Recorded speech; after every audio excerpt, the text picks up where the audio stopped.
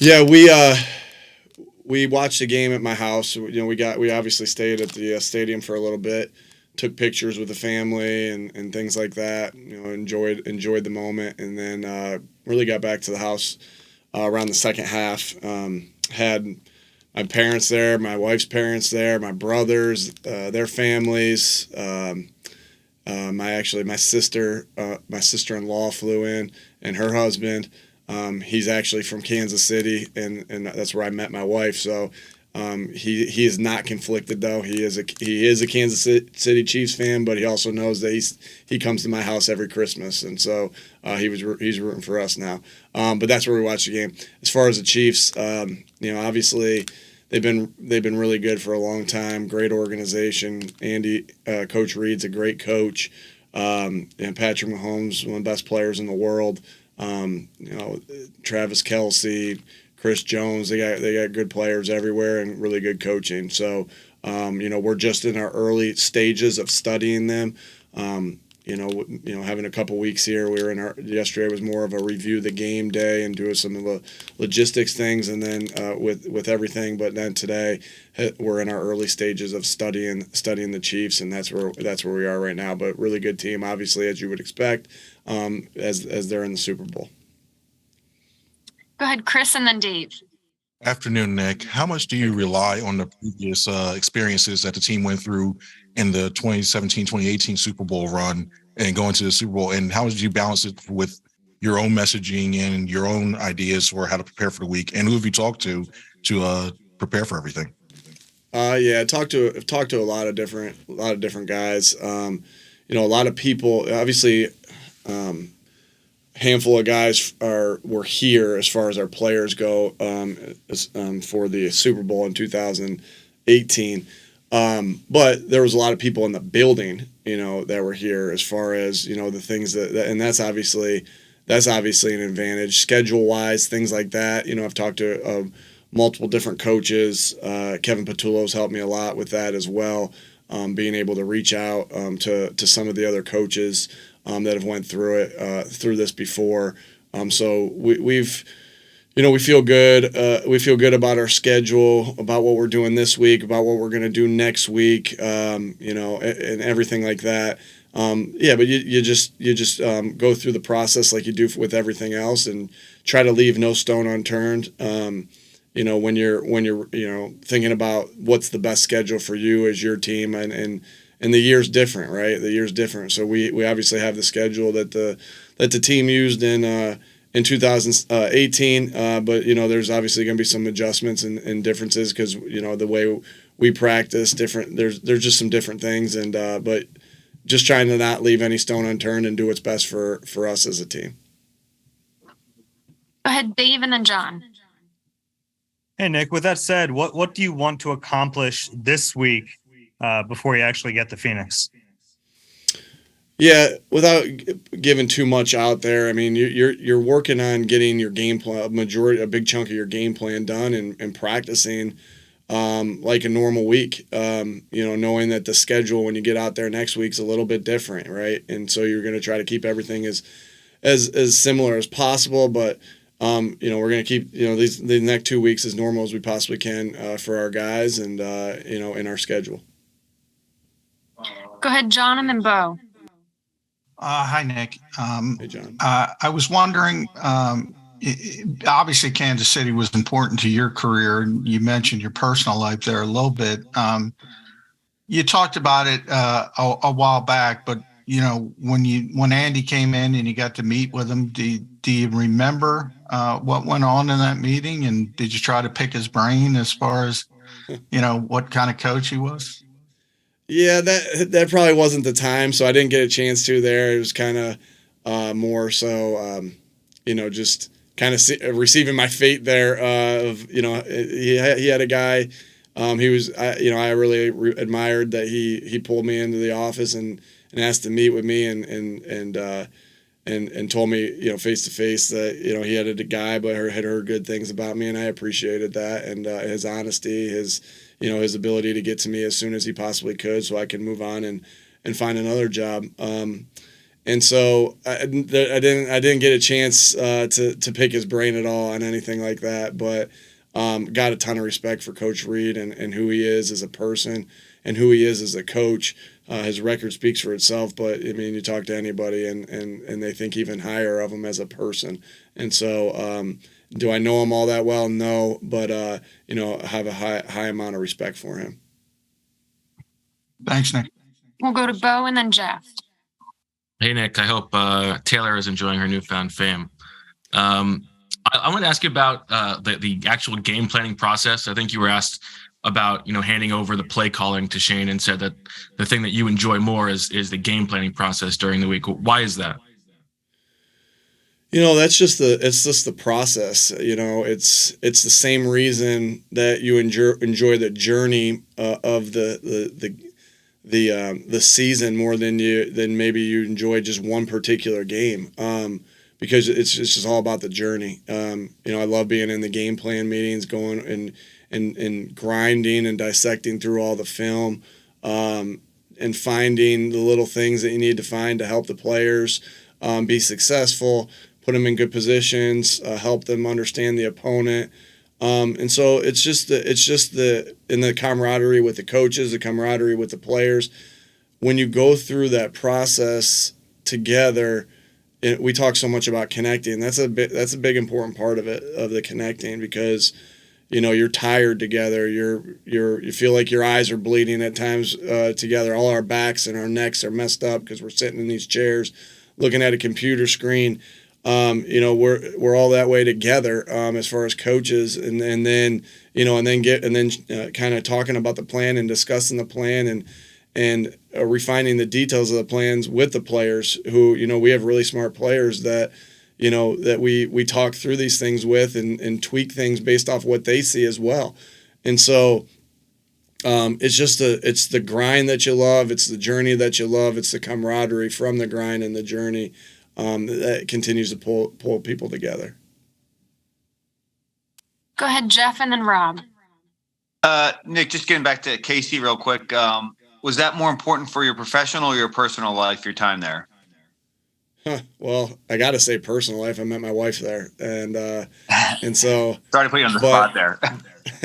But everything, obviously, meet my wife there, and that will always be a special place to us because of that, and then professionally, right? My first stint in the NFL. Obviously, so it was really important both ways. Kansas City is a great town. We really enjoyed our time there. My wife had a lot of friends there. I made some good friends there as well. None of which I would assume that are rooting for us, our family this weekend, but that's okay. No, when you have something as significant as meeting your wife there in that city, that's always going to carry that place, that time frame, that city is always going to carry a special place in my heart because of that. Was the wedding there? No, it was in Springfield, Missouri, and that's where my wife's from, which is about, they're close to like Arkansas border, so it's like 3 hours southwest maybe of that. My geography is not great. Someone else might can help me with that. Go ahead, Rob, and then Zach. Nick, I heard Todd Haley tell a story of how you kind of stalked him at a YMCA to get to know him and ask for a coaching opportunity. Do you remember that experience, what it was like? And obviously he gave you your first shot in the NFL. So somebody introduced Todd and I was home for a couple weeks in the summer, and Todd was there vacationing, and somebody that was at the gym said, "Hey, this is a local college receiver. He plays at Mount Union, and then, hey, this is the receiver coach." I think Todd was at the Jets right there, and so it all started off like, well, how do I make myself a better football player? That's where I first met Todd. How do I make myself a better football player? And Todd was very, very open to helping me out. And I really, really admired that he would want to help me out. And so I remember it started off at giving me some wide receiver drills to do, some things, talking through some routes and stuff like that. And then I turned into a coach, and just so happened to be a receiver coach, defensive back coach, then receiver coach, and so then talking through that stuff with him as well.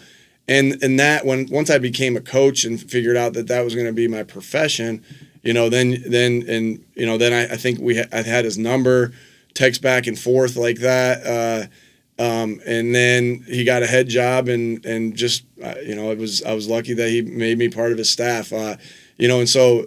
And as far as the stalking goes, yeah, I mean, I think sometimes I would go there.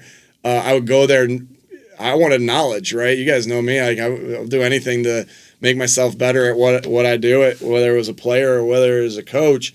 And so, I remember the times that he would go there, and I just so happened to lift some of the times there when he was there at those times. So, hey, it worked. It worked. So the same thing I say to my wife when she kind of says to me, like, when you first met me, you used the Chiefs card. You worked for the Chiefs. I said, hey, it worked. So whatever I needed to do to get my wife, whatever I needed to do to get in good with Todd Haley, I did both of those things. Thanks, Nick. We'll go to Zach and then Rue. Hey, Nick, good afternoon. After the game, a lot of the questions were, big picture questions. But I guess as you think back to that game, what plays or moments jump out to you? The whole thing, as far as just being an electric atmosphere, was really awesome. As far as just the whole atmosphere, the plays, I just felt like we were just very physical in the game. You really saw that throughout the entire game. You saw that. Excuse me, Zach. You saw that. With the first touchdown run, the combination blocks from Landon and Jason, and as well as Isaac and Lane. I mean, that really showed up. You saw just the physicality of our defense the entire day. Finishing off plays, and there were some really good tackles our guys made, getting off blocks, and so. There was just, because we talk so much about being physical and physically, mentally tough and physically tough. There's just a lot of that popped up through the game. I know the game started with a really good kickoff return, and we had a pretty good start on that play with a combination block on one of their really good players to start us off, and so. Those are the plays that stick out because that was the thought all week of just, how we're going to be mentally tough and how we're going to be physically tough and hopefully do it for longer than they were. Go ahead, Rube, and then Mike. Hey, Nick, how's it going? You talked so much all year about keeping the process the same, keeping every day the same, focusing on the moment and not the past or the future. That's going to be really tough to do out in Arizona. Everything changes, like you said earlier. How do you impress upon your guys the importance of sticking to that process, even though with all the distractions you're going to face, all the national media, everything that happens Super Bowl week? How do you keep them in that focusing on the minute mode? It's just like anything. I mean, you're gonna just preach it and talk about it, right? And because understand that it is real. Early in the year, I told you guys that we do a talk about roles. What everybody's role is going to be, right? That's one thing you guys have talked to me about. I've talked to you. Another thing that we talk about is distractions, and so you say in distractions, and we'll probably give this talk again, but you say in distraction, our job is to get a little bit better each day, right? Is to climb. How do I get a little bit better each day? I don't need to think about getting way down the road here, but just how do we get a little bit better each day? A little bit better today. And our formula for that, right, we always talk about this, is practicing with high intensity, high detail and job description in the meeting, and full speed to the snap and walkthrough. Well, one thing that can stop you from getting a little bit better each day, even if you are doing those three things I just said, is distractions in the outside world. So we talk about that. And everybody's distractions look different, right? It's not everybody's distractions aren't the same. We all have different distractions. And so, we'll touch back on that and just understanding like, hey, what can stop you from doing this to go 1-0 each day so you can go 1-0 this week. Distractions can, because I already know exactly what to expect when we go out there and practice. Our guys are going to practice their butts off. I know there are all those different things, right? All the things I just said. It's just, how do we eliminate distractions? And it's hard, right? Because it will be hard. It will be a challenge. But again, when you're playing for something that's bigger than yourself, right? Because of the relationships that you have with the teammates that you have and the coaches that you have, then you're willing to sacrifice things, right? And that's the definition I talk about all the time. That's the definition. The greatest motivators love, and I know our guys love each other, and sacrificing things is one of the greatest indicators of love. So it's just, hey, how do we how do we know your distractions is the first thing. Try to eliminate them as much as you possibly can this week. With what's going on, so we can go 1-0 each day. I mean, that will be essentially the message of what we talk about, and it will be a repeat, and that's essentially a repeat message that we started the year with. And you say too things like, well, you guys have went to such great lengths, put your bodies through so many different things, sacrificed all these different things to get to where you are now. Let's see if we can continue to eliminate the distractions for these last 2 weeks, so we can reach our goals. Go ahead, Mike, and then Howard. Hey, Nick. First things first, I just want to point out that based on his rendition of the fight song, Jalen may heal faster than me, but he does not sing better than me. So just pointing that out. What is it that we don't see at practice, in the building, in team meetings, that makes Jeff Stoutland such a good coach? High detail, high energy would be the first two things that really come to my mind. Trying to put the players in every position they possibly can prior to going out there, right? Putting their rules in place, putting their footwork in place based off the different looks that they get. High detail, high intelligence too, right? With being in there, have done that, understanding what different looks will require them to do, putting the players in good positions with our run game plan, and then just high intensity that, similar to what we talk about, really that are common denominators with good players, high detail, love football. This guy loves football. Stout loves football. He's always here. He's always working. He's always looking, and he loves his guys, and he loves the guys on this team. It's not just the offensive linemen. I always see him talking to other players in this team because he knows how important it is to connect. But when he does love his offensive line so much that he's willing to go, and that's the whole point of everything we always talk about. He's so willing to go the extra mile for them because he loves them, right? And that he doesn't want to let them down. And that's the whole point. When you have these relationships, Stout's the epitome of this. When you have these relationships, you go a little bit further than what you ever deemed that you deem possible, right? You go further than what you thought your limits could reach because you're connected to to his offensive line. So, he just doesn't stop. He's relentless. I always say this: good leadership, good coach, good coaching is when you know what I'm gonna say, and there's a part of that to it too. He's not gonna get bored of, hey, if the step's off, or if a technique's off, or fundamentals off, or a point or anything like that's off, you're gonna hear about it. He's gonna let him know. He's gonna talk through it with him and go through there. And that's just going back to the detail. And I could talk all day here with Stout. Obviously, one of the best coaches I've ever been around. And our guys greatly. The proof is in the pudding with it. With the development of his players of how good his players play for him and how good they want to do for him as well. All right, we have time for two more, so we'll go to Howard and then Martin. Nick, I know how you like to absorb knowledge to obviously move further and further along in everything you do. It's a game, but we know it's a big game. What is the best advice you or your coaches or anybody got preparing and getting ready for this game that you can use and maybe impress upon with the players?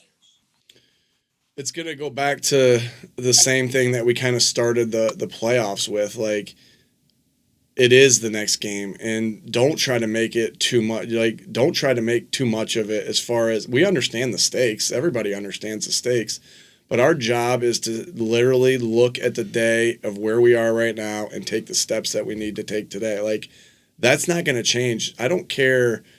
Like, this is the biggest game in football. We all know that. Like, it's the biggest game. It's the Super Bowl, right? It's the biggest game that anybody will ever play in football. We understand that. But when you start treating these games differently, that's when there's mistakes happen. That's when, you don't stick to the process of who you are and your identity as a team, your fundamentals, right? All the things we've been talking about all year. Like, to say that, and that's not to say scheduling. Like, you're going to do different things scheduling because next week's going to require different things scheduling, right? And so you try to go and talk to different people that have been here before, and just like I do, with everything, I try to talk to the experts that we have in the building on things, and then make a decision that's what's best for the team. But as far as just the overall everything that goes along with the game, halftime's different, right? So that will be a little bit different of how we do that. But like everything else, Howard, is just be as in the moment as possible and not think about the magnitude of the game, because it's just the next opportunity for us to get better for each other, to us to get better as individuals, and for us to go out and play for each other one more time this year, And so this is the last time this team will be together. But that doesn't mean you treat it any different. You go about it the exact same way. I can't wait to go up there and finish some of our first and second down plan that we're doing right now with the guys. But you just go through the same process over and over and over again. And if that's something I learned so much last year too, of just being 2-5. How are we going to climb out of this hole that we're in? One day at a time, one meeting at a time, one practice at a time, over and over and over and over again. Thanks. Last one here with Martin. Hey, Nick. I wanted to take you back to the time when you guys played the Chiefs, like early in the 21 season. I think it was like week 4. Jalen threw for a career high, 387. You guys kind of stayed toe-to-toe with the Chiefs, even though, you obviously don't have the roster or didn't have the roster that you do now. I was kind of wondering what you learned about Jalen from that game, just how he took it upon himself to kind of go toe-to-toe with Patrick Mahomes and everything. Yeah, I thought he played really good that game. Actually that was one of the things we're doing too right now, is just rewatching some of that, and just like I know they are, just watching some of the things that happened in that game. So, but you also see, Jalen. I thought Jalen played a really good game. I know everybody, did, and then just to see him how he's continued to grow each day since then, and and that's some of the things you see there too. Are like, man, he continues to get better. He had a great game this day, but he continues to get better, and so, and that's the kind of guy he is. He just strives to get better, better each day. I don't have any particular plays that stick out or anything like that from the game. Again, just watching it, looking at some things from it. But just Jalen, his leadership, his ability to improve each day. You definitely see that, and and you've definitely seen him improve since that day.